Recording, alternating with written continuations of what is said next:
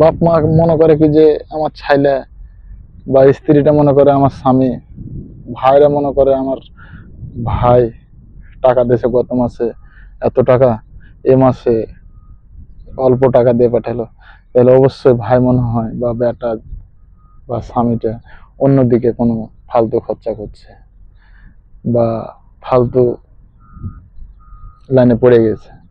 এটা কখনো মনে করবেন না। মানুষের সব সময় একরকম কাম থাকে না।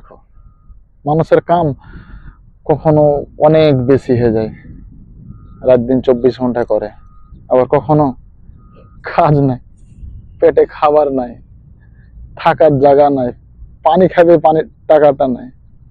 বুঝতে পারছেন, আমরা প্রবাসীরা এরকম। তারপরও বাপ মাকে, ভাই বোনকে বা নিজের স্ত্রীটাকে জানাই না। কিসের লেগে জানেন? আমি কষ্ট করছি, আমার এই কষ্ট তো থেকে যায়। আমি যখন বাইরে এই কষ্টটা দিব আমার স্ত্রীটাকে বা আমার ভাই বোনকে বা আমার বাপ মাকে দেবো, হয়তো বা আমার বাপ মা, ভাই বোন বা স্ত্রীটা কষ্ট পাবে।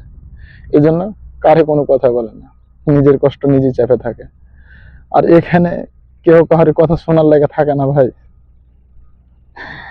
এখানে আপন আপন দৌড়াইছে, আপন আপন কাজে যাচ্ছে। সন্ধ্যার সময়কার যদি লাইন দেখেন তাহলে মনে করবেন কি যে কি যাচ্ছে এগুলা।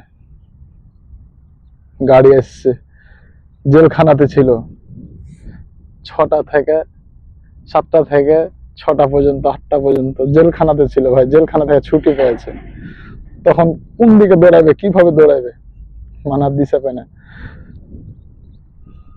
ছোট্ট একটা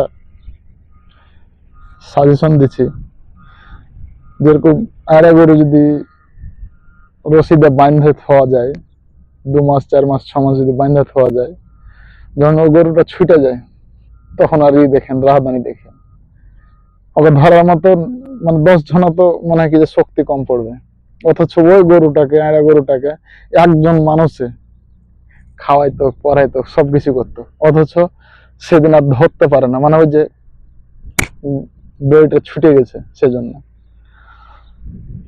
আমি এই কথাটা বলবো যে আমরা এলাম দড়িতে বাঁধা থাকে, দড়িতে যদি বাঁধা না থাকতো কবে চলে যেতাম কোনঠে।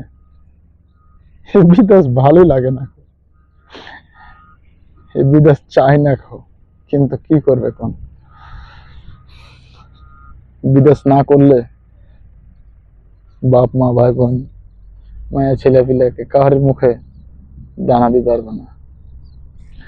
কারণ বেতন হলো আমাদের কয় টাকা বেতন, তারপরে সবসময় চিন্তা থাকে এ মাসটা এলো, এই মাসটা তো আসলে